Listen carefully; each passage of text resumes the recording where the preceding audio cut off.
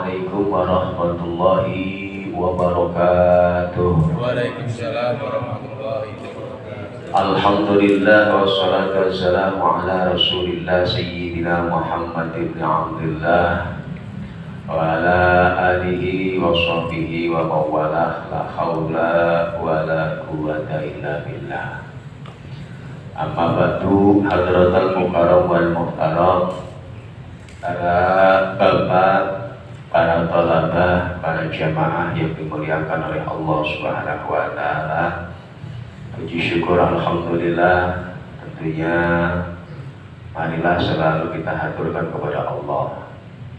Alhamdulillah kita masih diberikan begitu banyak anugerah dan juga kenikmatan-kenikmatan. Mudah-mudahan dengan nikmat dan anugerah yang Allah berikan kepada kita menjadikan satu dorongan bagi kita, semangat bagi kita dalam rangka untuk menjalani apa yang Allah perintahkan dan berusaha menjauhi dari apa yang Allah larang. Amin ya rabbal alamin. Karena semuanya itu butuh mujahadah. Paham? Semua itu butuh mujahadah. Jadi mujahadah itu kalau kita artikan bahasa kita adalah butuh kesungguhan, keseriusan di dalam kita menjalani apa yang Allah perintahkan kepada kita dan juga apa yang dilarang oleh Allah Subhanahu wa taala. Makanya dikatakan yang bagi seyogianya alal murid ayyastahida fi kaffi jawarihi anil ma'asi. Maka bagi orang-orang yang ingin menuju Allah, al-murid arada muridan, artinya orang yang sedang berjalan ingin menuju Allah Subhanahu wa taala. Nanti kita ini termasuk orang-orang yang berusaha ingin menuju Allah. Karena hakikatnya kita akan kembali kepada Allah. Semuanya akan kembali kepada Allah. Nah, bagi orang yang ingin menuju Allah al-murid, seyogianya ayyastahida, untuk bersungguh-sungguh bermujahadah fi kaffi jawarihi anil ma'asi, yakni menahan dirinya, semua anggota tubuhnya dari panca inderanya, baik zahir maupun batin. Yang penting baik zahir kita menjaga penglihatan kita, menjaga pendengaran kita, karena dua hal ini sumber dari timbulnya permasalahan mata dan telinga. Mata dan telinga, karena awalnya dari melihat akan timbul dalam diri kita perasaan, baik itu perasaan kalau perempuan berarti suka, kepengen, kalau ada barang kepengen memiliki. Nah, itu dorongan nafsu itu tidak terlepas dari dua sumber pintu, mana? Mata dan telinga. Mendengar. Kalau orang buta nggak bisa mendengar, lah dia mau ngapain? Nafsunya nggak bisa. Karena timbulnya rasa ingin ini, ingin itu dari dua pintu ini, mata dan telinga. Dan perempuan cakep, syahwat naik, gara-gara pandangan, dengar omongan, kita diomongin, emosi naik, tuh. Ya, jadi penting kita untuk menjaga di dua terutama. Bagi orang-orang yang ingin menuju Allah, berusahalah dia dengan sungguh-sungguh untuk menjaga anggota tubuhnya, baik zahir maupun batin. Berarti kalau berbatin ini kaitannya dengan hati. Jaga hati kita, jangan sampai hati kita ini dipenuhi dengan penyakit-penyakit hati, iri sama orang, dengki, hasud, sombong, ria, ujub, takabur. Ya, yang paling susah itu mengobati hati, karena penyakit-penyakit dalam seperti itu yang tahu hanya diri kita. Maka pentingnya kita untuk banyak-banyak berzikir kepada Allah agar hati kita ini dibersihkan dari penyakit-penyakit hati. Jadi zikir kita bukan hanya bil lisan la ilaha illallah, la ilaha illallah, tangan main HP, mata kemana-mana, berarti hatinya gak fokus. Karena zikir itu gerakan zahir batin. Lisan la ilaha illallah, hati berusaha untuk tidak ada Tuhan selain Allah, la ma'buda illallah, la ilaha illallah, la ma'buda illallah, tidak ada zat yang kita sembah kecuali Allah. La ilaha illallah, la mawjuda illallah, tidak ada yang wujud di alam raya ini kecuali Allah. Karena semuanya tadinya tidak ada menjadi ada, diadakan oleh zat yang ada, Allah subhanahu wa ta'ala. La mawjuda illallah, la maqsuda illallah, tidak ada tujuan, keinginan, hajat, kebutuhan, semuanya kecuali karena Allah. La ilaha illallah, la mawjuda illallah. Dalam hati, dalam tarikan nafas, maka gerak zikirnya dia akan mengangkat derajat dia di sisi Allah subhanahu wa ta'ala. Ya walaupun zikir kita cuma lisan doang tetap dapat pahala ya, tetapi alangkah baiknya ketika kita berzikir berusaha untuk menyatukan antara gerak zahir dan gerak dari batin kita. Nah, diantaranya di sini menjaga diri kita baik secara zahir maupun batin dari perbuatan-perbuatan maksiat wal asami dan perbuatan-perbuatan dosa. Berusaha semaksimal mungkin, karena ketika kita menghindari dari hal-hal yang dilarang oleh Allah kemudian kita niatkan dapat pahala, meninggalkan perbuatan maksiat dan kita mampu untuk melakukan maksiat tersebut kemudian kita tidak lakukan, dapat pahala. Begitu juga melakukan kebaikan-kebaikan. Wala yuharrika syai'an minha illa fi ta'atin, dan janganlah sekali-kali menggerakkan anggota tubuh kita baik zahir maupun batin, tangan kita, mata kita, mulut kita, kaki kita, ya illa fi ta'atin, kecuali dalam rangka taat kepada Allah. Jadi setiap gerak kita, ucapan kita, semuanya dilandasi keilmuan, semuanya diarahkan dalam rangka taat kepada Allah.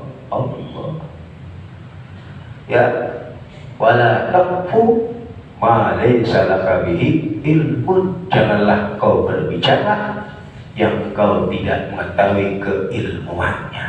Inna sam'a, pendengaran Anda, mata Anda, telinga Anda, hati Anda, karena semuanya itu nanti akan dipertanggungjawabkan di hadapan Allah subhanahu wa ta'ala. Jangan sekali-kali kita menggerakkan tubuh kita,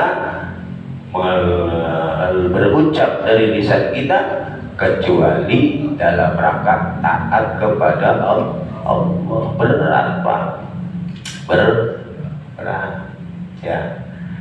Ibadah aja, sholat 5 waktu aja, full aja itu sehari 5 waktu gak boleh, alhamdulillah. Apalagi dari setiap tarikan nafas kita, setiap gerak kita itu bimakna ta'at. Waduh, udah berat banget. Yang ada kita kebanyakan hal-hal yang tidak ada faedahnya yang kita lakukan dibanding melakukan ketaatan kepada Allah. Terus kita merasa bangga dan pengen masuk surga, sholat aja masih bolong-bolong. Nikmat Allah udah banyak banget Allah berikan kepada kita, dibanding dihitung dengan taat kita nggak seimbang. Makanya Rasulullah SAW dalam hadisnya, wahai umatku, nanti ketika yaumil kiamah temui aku di 3 tempat, benar ya? 3 tempat, di antara yang bil mizan, apa, di tempat penimbangan amal. Itu kita nanti pas ketika ngantri baris di mizan, ketika ingin ditimbang amal kita, udah pasti jomplang, amal baik, amal buruk, belum nikmati buat Allah, jomplang tuh Nabi tugasnya nanti tuh asik ya, nambahin amal baik kita biar imbang. Nabi nungguin di misa, luar biasa perhatian Nabi Muhammad SAW kepada umatnya, nungguin kita ketika kita sedang ditimbang amal kita. Itu Nabi nungguin, ya Tuhan kurang tuh umat gua, ambil surga ya. Syafaat Nabi besar Muhammad sallallahu alaihi wasallam, wala ya'malu biha illa syai'an ya'udu alaihi naf'uhu fil akhirah. Janganlah mengerjakan dengan anggota tubuh kita baik zahir maupun batin, memfungsikan itu semua, illa syai'an, kecuali kepada sesuatu, ya'udu alaihi, yang sesuatu itu manfaatnya kembali kepada kita untuk akhirat kita. Ya kalau kita minimal ada manfaat dunianya dah, minimal ya. Kalau memang tidak mampu 24 jam kita beraktivitas, itu semuanya manfaat untuk akhirat kita, berat. Kecuali kita niatkan, bangun tidur, baca doa tidur, niat tidur, itu pahala semua itu. Ya, tidaklah kita melakukan amalan-amalan kecuali amalan tersebut ada manfaatnya untuk akhirat kita. Kalau tidak ada, lebih baik tinggalkan. Lebih baik, walaupun enggak haram, walaupun tidak haram.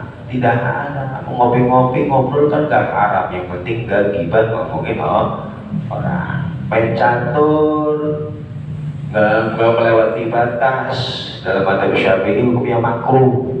Satronji sebagai ulama mengatakan haram. Kenapa? Karena umumnya orang kalau udah mainan begitu lupa waktu. Maka ulama ada yang mengatakan mutlak haram, ada yang mengatakan makruh. Nah kita ngambil yang makruh aja. Yang penting jangan sampai lupa waktu. Tapi kebanyakan orang kalau udah main catur, nah kalau sekarang main HP, lupa waktu. Makanya ulama mengatakan haram, ada yang mengatakan makruh. Nah kita ambil yang makruh, silakan main catur, silakan main remi, gak judi ya, silakan main HP, tapi diatur waktunya. Waya ibadah selesai, waya istirahat ya, karena besok beraktivitas. Jadi diatur waktunya ya, hanya sekedar makruh ya.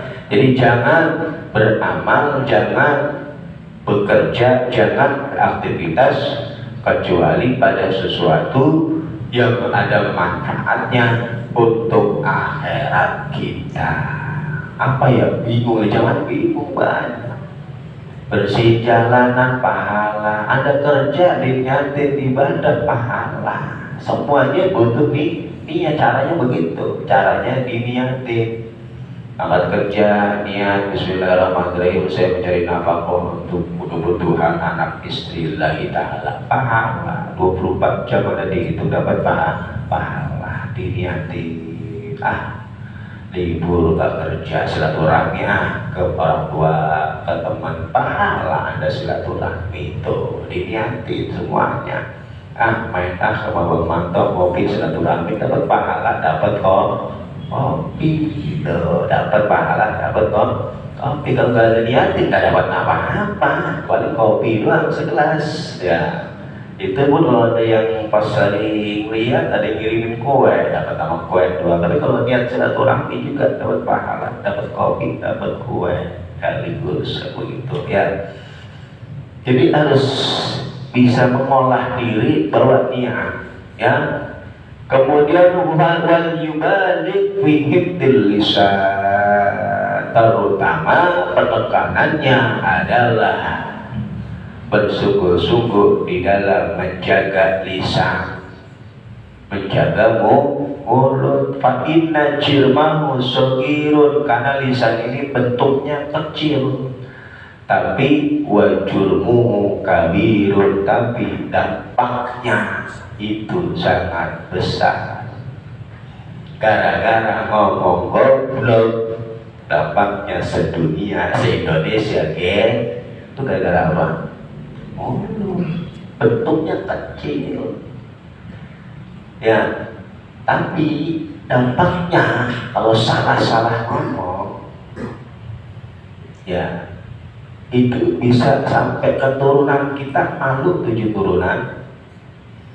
Ya itu apa enggak beban mental itu anaknya Gus Miftah ya, dibully sana sini pasti ada mental, enggak usah dibully ya, karena dampaknya itu bukan hanya ke orangnya tapi istrinya, anaknya, keluarganya kena. Maka jaga nih lisan ya, terutama lisan. Jangan mudah bicara yang kagak-kagak tentang orang lain ya. Kadang mulut kita ucapan itu biasa, tapi mulut orang sakit, biasa begitu. Bagi kita biasa aja, tapi belum tentu bagi orang yang kita katain. Kayak kemarin tuh anak keceplosan, nah tuh jamaah musola, padahal ya mau begitu ya. Kalau dia kesinggung, buset gua ke musola dibilang itu besok agak mau jamaah, gara-gara omongan saya akhirnya dia nggak jamaah, dosa saya. Akhirnya apalagi sampai dia nggak sholat, dosa gara-gara omongan saya keceplosan. Gara-gara omongan kita akhirnya nggak mau ibadah. Siapa yang dosa kita? Man a'ana ala maksiatin, barang siapa yang membantu seseorang pada kemaksiatan, karena syarikan lahu, maka dia termasuk orang yang bersekutu pada maksiat tersebut, dia dapat dosanya juga ya. Maka penting agak lisan fal yakuffahu anil kadhibi, maka jagalah lisanmu dari berbohong, wal ghibah, ngomongin orang, wasairil kalamil mahbul, dan dari ucapan-ucapan yang membahayakan, al mahbul, jaga bohong, jangan sampai ngomongin orang, jangan, atau ucapan-ucapan yang berdampak pada membahayakan diri kita, keluarga kita, lingkungan kita. Kalau sekarang bukan lisan doang yang bahaya, tangan ngetik tuh di HP, hati-hati. Kan sekarang ada undang-undang elektronik, ada kita salah ngetik dikasusin, ada ya. Jadi bukan lisan doang sekarang yang bahaya, bukan lisan doang. Kalau lisan mungkin bisa kita ucapkan kalau ketemu orangnya, kalau hati sama-sama di dalam kamar ya, nggak tahu orangnya di mana. Ini jaga tuh, jangan sampai ya kita melakukan hal-hal yang bisa membahayakan. Wal yahtariz minal kalamil fahish, dan juga menjaga dari ucapan-ucapan yang buruk, wa minal khawdi fi ma la ya'nihi, dan masuk kepada sesuatu yang tidak ada faidah dan manfaatnya, baik bicara maupun perbuatan. Hindari dari melakukan sesuatu yang tidak ada manfaatnya. Apa ya contohnya? Banyak.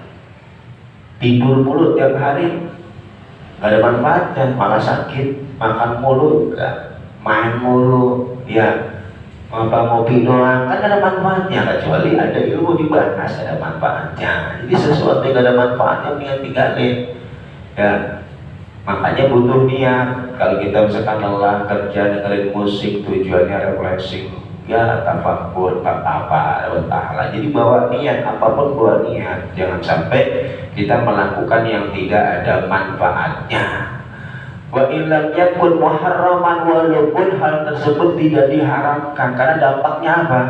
Fa innahu yuqassil qalba, karena dampaknya akan mematikan hati kita. Orang yang senang melakukan hal-hal yang tidak ada manfaatnya, walaupun itu tidak haram, dampaknya akan membuat hatinya menjadi mati.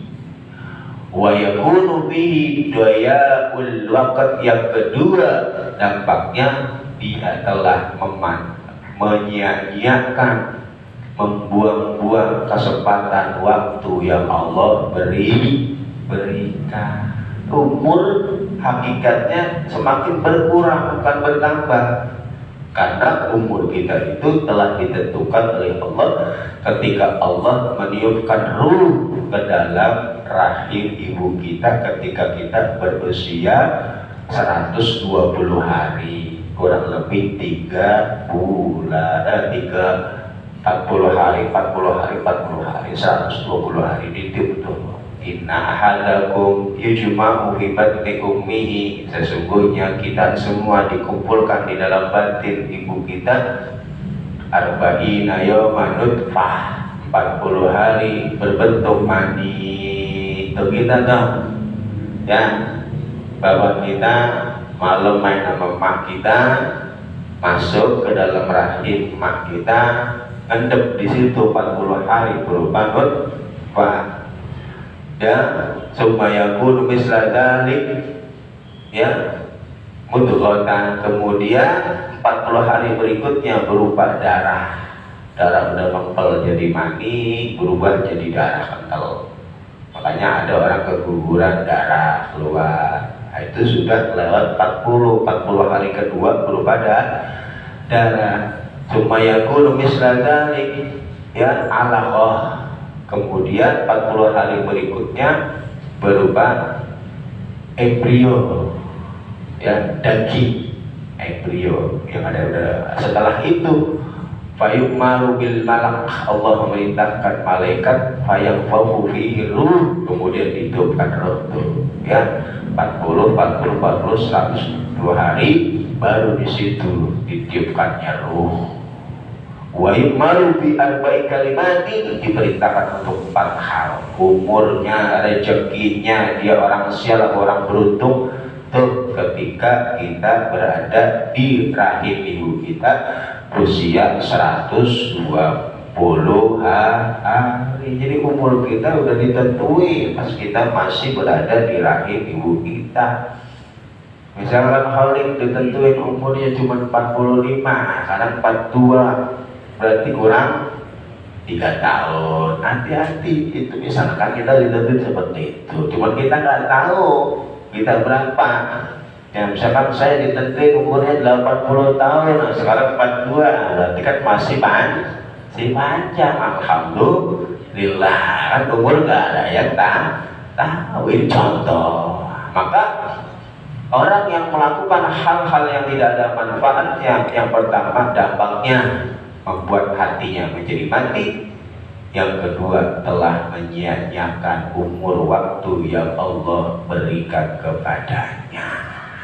Maka jaga diri kita, lakukan aktivitas sesuai dengan apa yang Allah perintahkan dan Nabi Muhammad Sallallahu Alaihi Wasallam, agar kita di dalam suluk kita, di dalam berusahanya kita menuju Allah ini betul-betul diberikan kemudahan. Amin ya rabbal alamin. Hadirin jamaah yang dimuliakan oleh Allah Subhanahu wa taala. Jadi kita lanjutkan fikih kita.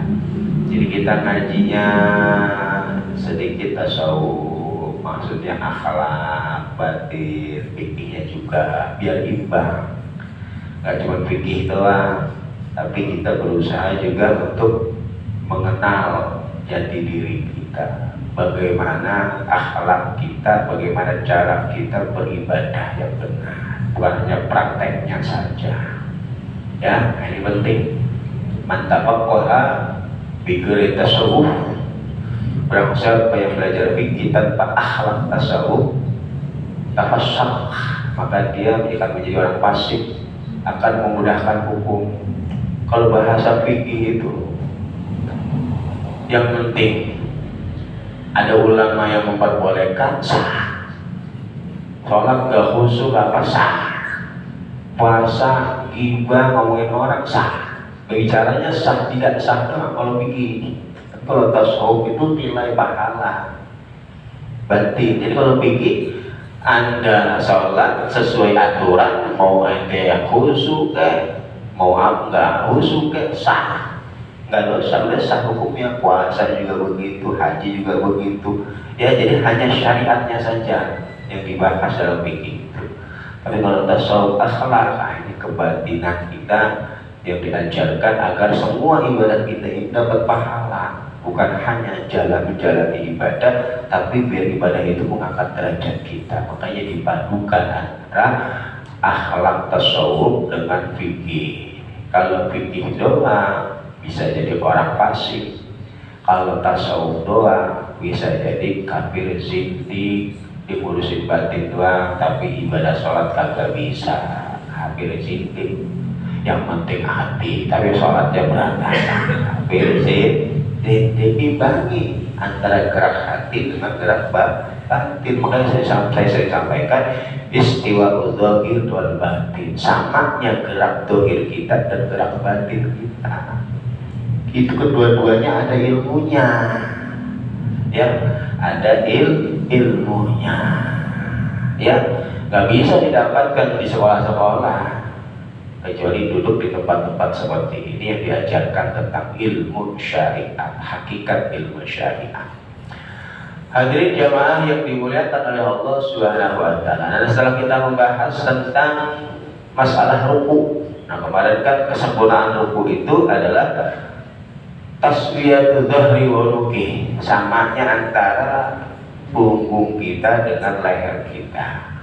Bi ayamudduma hatta yasira kasofiha al-wahidah lil ittiba. Jadi dengan gambaran seperti halnya papan lurus antara leher dengan punggung. Wa akhdhu baini ma'a nasrihima wa tafriqihima, dan kemudian memegang kedua rukbah dengkul ya, ma'a nasrihima, serta memegangkan dengkulnya seukuran apa? Qadra sibrin, seukuran sejengkal ya. Jadi berdiri di dalam sholat, ruku itu ukurannya semana, pegang kaki kita sejengkal. Kalau semua sesuai sejengkal pasti rapat ya. Ini ada yang panjang. Kenapa dia panjang? Karena memang sunnah untuk dirapatkan. Orang kita gengsi kalau mau diinjak kakinya, nggak mau dicari sama dia. Mana kelingkingnya nggak ketemu-temu, akhirnya menggang ya. Sebenarnya dia nggak pengen menggang, dia menggang karena dia cari kelingking nggak ketemu-ketemu, akhirnya menggang gitu. Ukuran berdiri itu sibrin, sejengkal. Nah kalau sejengkal rapat. Nah ini udah diajak sejengkal, kitanya nggak jauh, dicari sama dia, diikutin makanya tuh kelingking. Kita nggak mau diinjak kelingking yang minggir ya.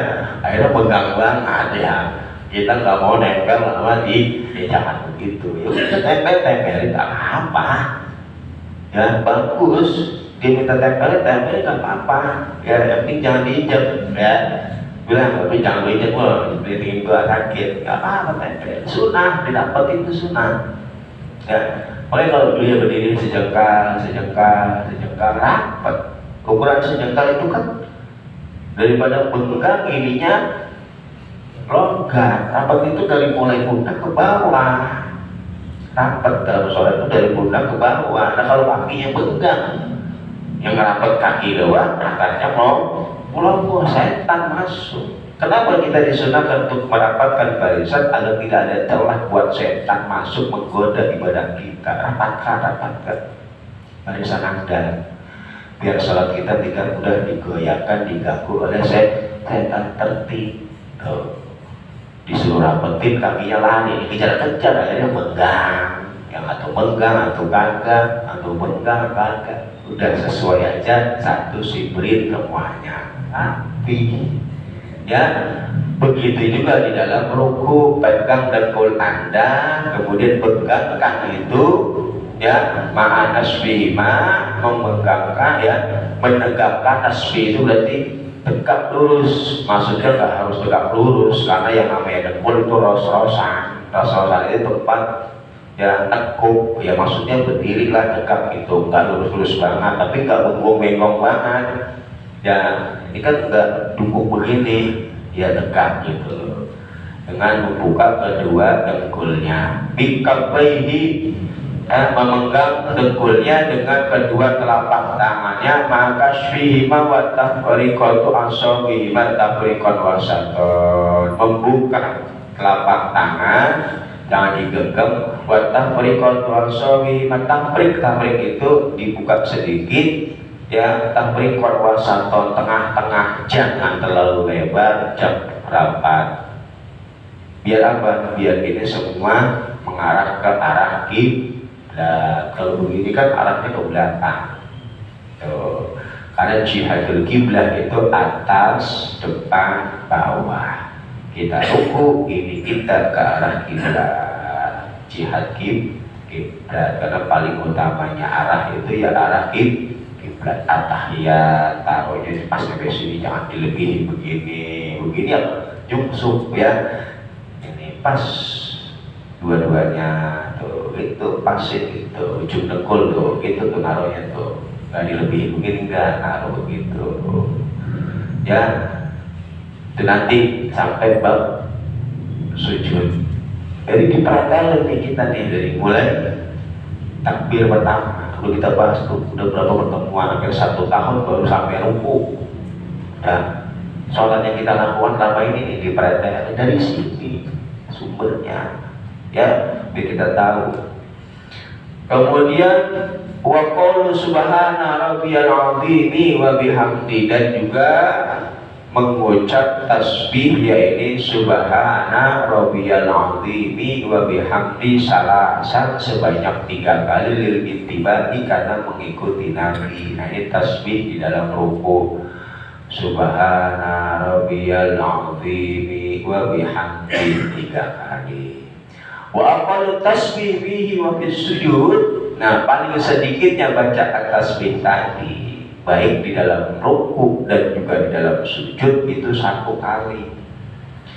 Walau binahwi subhanallah, walaupun hanya dengan ucapan subhanallah boleh. Allahu Akbar, subhanallah, ya Allah liman hamidah, walaupun hanya baca subhanallah paling sedikit 1 kali, subhana rabbiyal azim wa bihamdi Allahu akbar, ya Allah liman hamidah, atau subhanallah doang boleh ya, paling sedikit 1 kali. Wa aksaruhu, nah paling banyaknya berapa? 11 kali.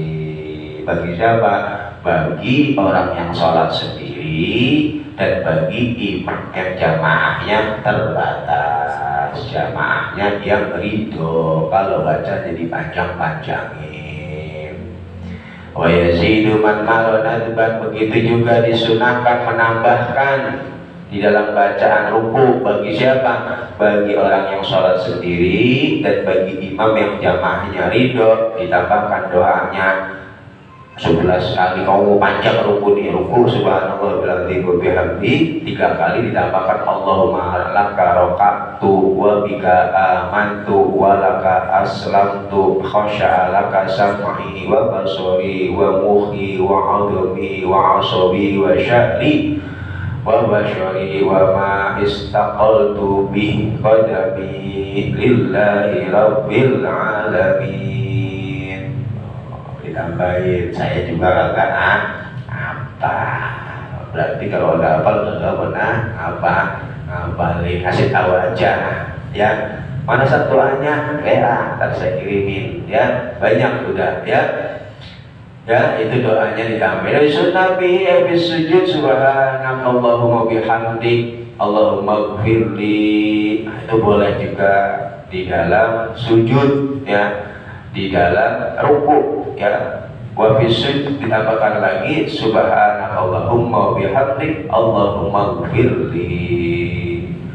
Maka walarik tas atau alat tasbih awit dikir, tasbih aula afdal. Nah kalau kita pengen meringkas, kan ada doa tuh Allah laka rokaktu, ya Allah kepadamu aku ruku, wabika amantu kepadamu aku iman. Itu kan doa. Di antara milih dibaca doa atau baca tasbih bahasa tadi dikatakan, maka meringkas cukup dengan baca tasbih itu lebih utama daripada meringkas baca doa tadi. Makanya di kita ruku itu subhana rabbiyal azim wa bihamdi, ringkas simpel 3 kali. Tapi kalau mau sempurna tambahin doa tadi. Kalau mau pilih doa apa tasbih, utama baca tasbih. Baca doa gimana? Boleh. Anda ruku gak baca subhana rabbiyal azim wa bihamdi, tapi baca doa tadi.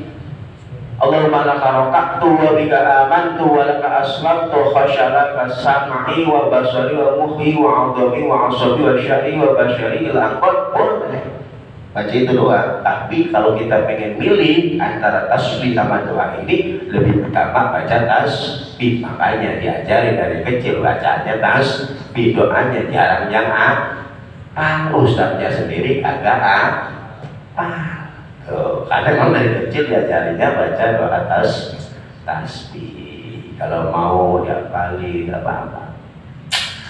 Wassalasu tasbihatin ma'allahu barakatuh ila akhi afdal. Tuh ya, baca tasbih 3 kali, kemudian diiringan dengan doa Allahumma raka'tu ila akhiri, itu afdal min ziyadati tasbih ila 11 daripada baca tasbih 11 kali. Baca tasbih 3 kali ditambah doa tadi itu lebih utama daripada baca tasbih 11 kali. Opsi pilihan. Tapi kita pilih yang tengah-tengah, udah 3 kali, top udah. Tapi kadang-kadang dikasih 3 kali, ya diringkas jadi 1 kali. Kadang-kadang ditinggal sama sekali. Bener gak? Ya hampir itu tiap hari kita. Kalau lagi sholat di rumah pasti itu. Jangan bohong. Saya juga begitu. Kalau lagi jadi imam, namanya jadi imam, ya diikuti, dibaca semuanya 3 kali. Tapi kalau lagi di rumah lagi males, ya ruku. Alhamdulillah. Yang penting udah tumak nih. Nah tuh kita. Ya akuin aja sama. Saya juga begitu. Ya Allah, berarti ibadah kita yang betul-betul ya karena ada orang. Atau karena yang lain pas lagi imam, kalau lagi di rumah, ya boro-boro pakai pakaian rapi, boro-boro surat dibaca, boro-boro tasbih dibaca, boro-boro dia sholat, dia wirid, dia zikir, dia baca doa, Assalamualaikum, sama ternyata ya, nggak usahnya kagak jamaah, ya Allah, maksudnya ya. Inilah pentingnya kita merenung. Berarti kita selama ini masih mengikuti hawa nafsu kita. Ya, di dalam kita beribadah kepada Allah saja kita tidak bisa fokus. 11 utama tambah doa lebih afdal lagi. Kalau nggak bisa diringkas 3 kali tambah doa. Kalau memang nggak bisa, waktunya 3 kali. Kalau nggak bisa sunnah 1 kali. 1 kali kalau mau diringkas lagi subhanallah saja boleh dapat kesunahan. Ini udah sekali paling rendah itu ditinggalin kita itu. Padahal cuma subhanallah selesai dapat sunnah. Baca surat juga bismillahirrahmanirrahim, qul huwallahu ahad, Allahu akbar. Yang penting dapat kesunahan. Kan pernah saya sampaikan di dalam ibadah. Kalau kita melakukan hal yang dimakruhkan, itu menggugurkan pahala ibadah.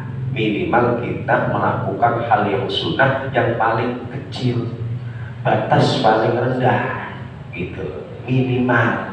Kalau baca surat minimal 1 ayat, baca tasbih minimal 1 kali. Kalau mau diringkas lagi minimal subhanallah, dapat sunnah. Walaupun dapat yang paling minim. Kalau ditinggalin makruh, pahala hilang. Tuh ya, tetap aja tahu dasarnya tapi males juga, setan ya. Karena setan itu sudah berjanji kepada Allah, ketika dilaknat oleh Allah, diusir dari surga, minta ditangguhkan, nggak dimatikan sampai hari kiamat. Dia tujuan yang buat goda kita. Makanya setan juga punya ibadah sama kita. Ibadahnya setan gangguin manusia ya sampai kiamat nanti. Ya, setan dulu nyuruh orang nyembah berhala, nyembah patung. Setan sekarang kalau kita disuruh nyembah berhala pasti gak mau, tapi dirusak ibadah kita. Tuh, disibukkan kita dengan dunia kita, berpaling dari Allah. Agama tetap Islam, tapi dirusak amalia kita setan. Ada orang disuruh nyembah patung belum tentu mau pak, mau nyembah patung. Kalau mau, taruh aja nyawa, ya akidah. Tapi dirusak sama setan ibadah kita, tuh. Aktivitas kita dirusak oleh setan. Zaman dulu disuruh nyembah patung, kalau sekarang ibadah kita dirusak. Kayak dikatakan oleh Allah, fawailul musallin, celaka bagi orang yang sholat. Fawailul lil musallin, celaka bagi orang yang sholat. Pikir-pikir coba, masa orang sholat celaka? Iya, orang sholatnya gak khusyuk, gak tumanina, gak ikhlas, gak benar. Sholat mah sholat, hatinya di tempat kerjaan, artinya di dapur, artinya ya di mana-mana keluyuran, ya sholat jasadnya, hatinya mah keluyuran kemana tahu, ya artinya keluyuran kemana tahu, lagi jalan-jalan gitu. Dan selesai sholat balik lagi ke hatinya, ya, bisa begitu ya. Ya karena kan hakikat kita ruh, jasad mah ini cuma tempat. Kalau udah mati jasad dimakan belatung, makan cacing, yang diangkat roh kita nanti ngadep Allah. Tuh, jasad kita cuma fisik, yang diambil roh, yang merasakan sakit roh, yang merasakan sakit roh ketika sudah dilepas dari jasadnya ditaruh, yang diangkat oleh Allah. Nah kita sholat kalau jasad doang, jasad kita doang, rohnya kita lagi pergi kemana tahu tuh, mayat mana-mana. Entah sholat selesai balik lagi, kata setan alhamdulillah, ya dia sholat tapi sholatnya rusak. Nih ya, mana nih? Kemudian wa yukrahu al-iktisar al-aqalil ruku. Tuh, makruh hukumnya meringkas hanya pada paling sedikitnya ruku. Ya. Wasujud, begitu juga sujud. Wali ghairihi ayyadumma fihi ma tadi. Wal mubalaghatu fi haddir ra'si anil dhahri bihi, dan juga makruh mubalaghah apa? Berlebihan fi haddir ra'si anil dhahri, di dalam menurunkan kepala dari pundaknya, dari apa ini bahunya di dalam ruku, terlalu nungging, megangnya pergelangan kaki. Nah, makruh hukumnya terlalu nyusruk, ya kalau bahasa Betawinya nyusruk apa bahasa ininya ya, makruh. Wa yusannu lidakarin ayyujabi birfaqaihi an jambihi wa batni an fakhidaihi, dan disunahkan bagi laki-laki ayyujabiya, membenggangkan mirfaqaihi, kedua mirfaq, ya ini apa namanya, anjabaihi, dari lambungnya jambi, wabatnihi, dan perutnya, anfakhidaihi, dari pahanya. Jadi kalau laki-laki itu bukunya dibenggangkan, tapi kalau perempuan ini ya ininya agak dirapatkan, maksudnya dia kemasukan, tangannya juga masuk. Riroku wasujud, begitu ya dalam ruku dan sujud. Walighairi, berarti bagi selain laki-laki, ayaduma, dirapatkan, babat dubatin libatin, dengkul pahanya dengan ininya. Rukunya perempuan, sama sujudnya juga tangannya begini. Ya, kalau laki-laki dibuka, sujudnya juga dibuka. Ini yang nggak perlu dirapatkan dengan ini. Kalau laki-laki, ya itu perbedaan ruku ruku dan sujudnya laki-laki dan perempuan. Kalau di praktek itu kalau laki-laki dibuka begini, tapi kalau perempuan dimasukkan begini. Dia ini apa? Sujud juga seperti itu. Paham ini ya? Di dalam kita melaksanakan yang namanya ruku. Wajib alla yaqsuda bil hui liruku, dan ketika kita turun ingin ruku jangan ada niatan tujuan yang lain. Maka kalau tujuannya lain enggak sah. Contohnya tujuannya lain bagaimana?